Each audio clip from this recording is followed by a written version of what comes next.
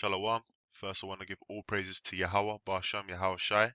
Double honors unto the apostles and elders of GreatMillStone who taught us this truth. And blessings to the elect, man.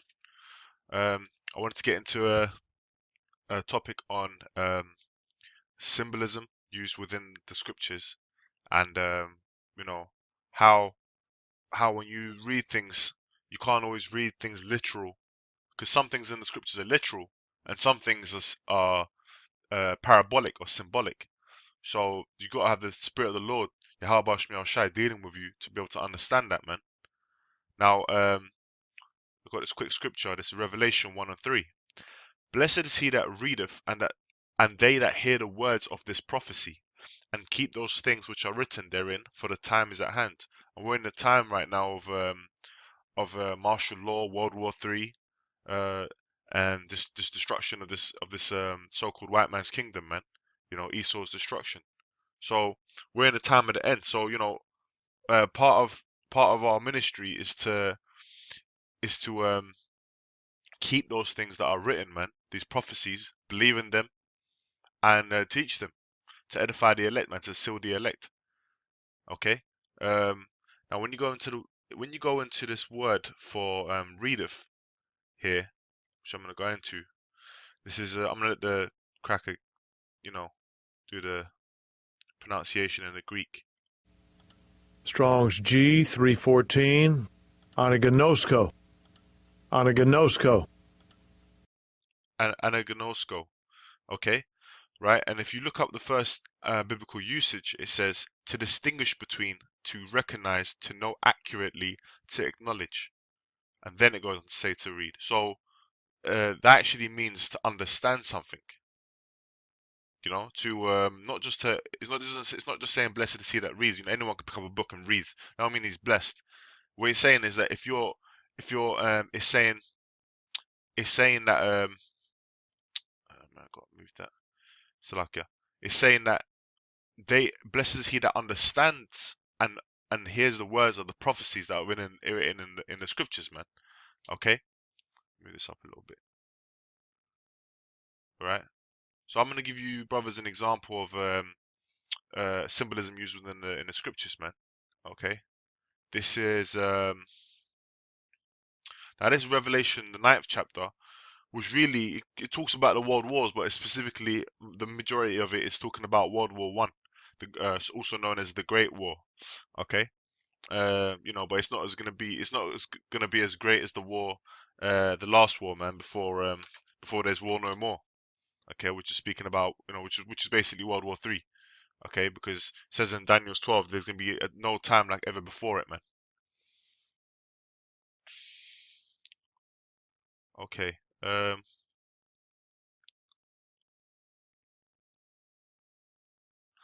Right, this is Revelation, the 9th chapter, the third verse. And they came out of the smoke, locusts upon the earth, and unto them was given power, as the scorpions of the earth have power. So I was using two different creatures to explain something, right? It said they came out of the smoke, locusts upon the earth, and as scorpions of the earth have power, right?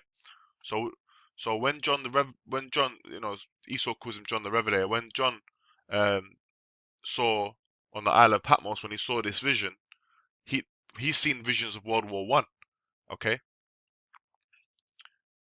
So he's what did he see? He saw the fighter planes, man, which were known as dogfighters. Okay. And because there were no planes back in the day that he was alive, he described it by using what he knew to the best of his ability. And the Lord had it put a spirit in him to describe it in this way, so that we could then have the understanding through the spirit and power of Yahweh Shai in this day that we're in now, man. So it says, and it was commanded them that they should not hurt the grass of the earth, neither any green thing, neither any tree, but only those men which have not the seal of God in their foreheads. And that's how you know it's not talking about actual locusts, because what do locusts eat? What do locusts do? They eat vegetation. Okay, they eat the grass and the greenery and the vegetation. They don't attack human beings. Okay, so what is this talking about? This ain't talking about actual locust creatures, man. It's not being literal. It's symbolic. It's talking about what it's actually talking about is those dogfighters, those warfight planes in World War One, man. Okay. Now I've got a picture of a locust up here, man. Okay. Right. So locusts, man, that's what they do, man. So it's not talking about locusts there. Okay. Right. It's actually talking about a World War One German fighter plane, man. Okay, as you can see in the picture, right? So it's got the wings, propeller, and so on and so forth. You know, and it's shaped kind of like a locust. It flies, and it's also got this back end tail, man, as you can see, which is symbolic of what? The scorpion, man. That's the sting in the tail. Okay, that the Book of Revelation, the 9th chapter, is talking about, man. Okay, I'm gonna show you a quick clip. All right, but before I do that, just wanted to find the verse exactly what I was talking about.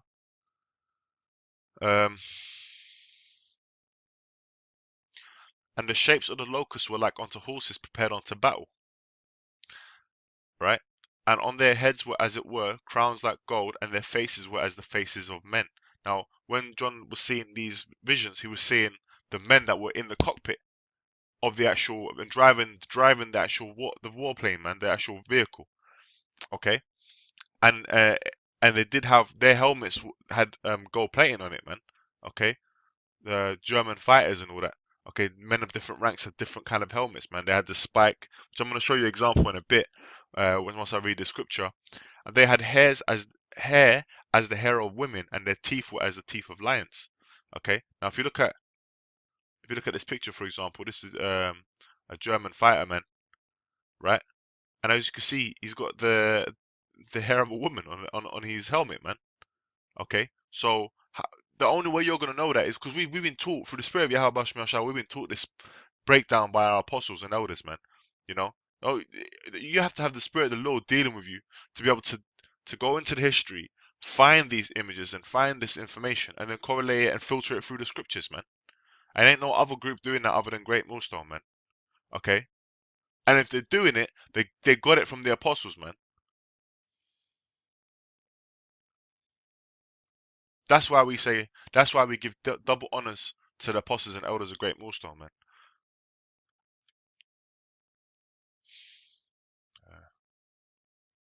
Right. Okay. I'm done with that. Back to the scriptures. All right. And they had breastplates, as it were, breastplates of iron, and the sound of their wings was as the sound of chariots. Many horses went into battle. If you just type in Google, World War One or YouTube or whatever, World War One, dogfighter sound, you're gonna hear the sound of as if it were many horses, many chariots coming to battle with the propellers and the noises coming past. Okay, and they had tails like unto scorpions, right? That and there were stings in their tails, and their power was to hurt men 5 months. Right? I ain't gonna go into the full breakdown here, man. I'm just hitting the key points. So so there's some things I am not gonna explain. You know, just like for example, the teeth were as the teeth of lions. Just talking about um out the machine gun, the bullets that were coming out of the machine gun, man. Okay. But yeah, I'm gonna show you this short little clip. Okay, just to reiterate that point, man. See, as you can see, you got two bits of the cockpit, right? You got the pilot at the front. Okay, you got the pilot at the front. Okay, oh, let me bring that back a little bit. Pilot at the front, and you got the machine gun fighter at the back, and that's you got the machine gun. That's where they shoot the bullets from, and that's how they used to fight other planes in the air, man. Okay, see, man, jumping into the trenches and all that. So there you go. Look, as you can see, he's preparing. The missiles and the bombs, and also he's got the machine gun on the back. So you had the guy at the back who was the gunner. You had the guy in the front who was the pilot, who was the driver of the vehicle. Okay, and that's how it worked, man. And that's what he's talking about in the scriptures. That's what it says.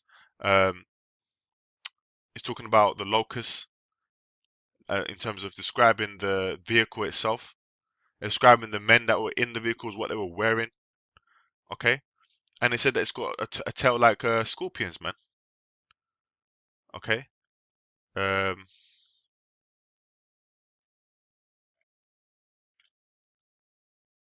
Okay, yeah. So anyway, you know, that's an example of symbolism used within the scriptures. You know, there's a lot to it, man. It's not just. That's why you gotta. First of all, you gotta watch the apostles and elders for the breakdown, man. Okay, you have to understand it. With spirit of power, Yahweh Shai, and then you have to apply yourself diligently. 2 Timothy 2:15, study to show thyself approved, man. Okay, rightly dividing the word of truth. And because we've got to be diligent in this thing, man. So, you know, we've got to get all the understanding that we can, man, to be able to edify the elect, man. Edify the brotherhood. Okay. So when you're reading the script, that's why you can't just pick up a Bible, man. Just say, I'm just going to read the scriptures, and suddenly you're just going to become some great wise man. Okay. You got to be taught this thing, man. Just like the eunuch and Philip, man. How can I understand unless some man teach me? You have to be taught this, man. This ain't just, you know, you get these bug outs, you know, the Lord's dealing with me directly. Blah, blah, and they're going off on the scriptures. I know ultimately what's that going to cause? It's going to cause their destruction. You got to listen to the prophets, man. You got to listen to the apostles and elders of GreatMillStone, man. And the men that are underneath them, man. Teaching the doctrine in the right way.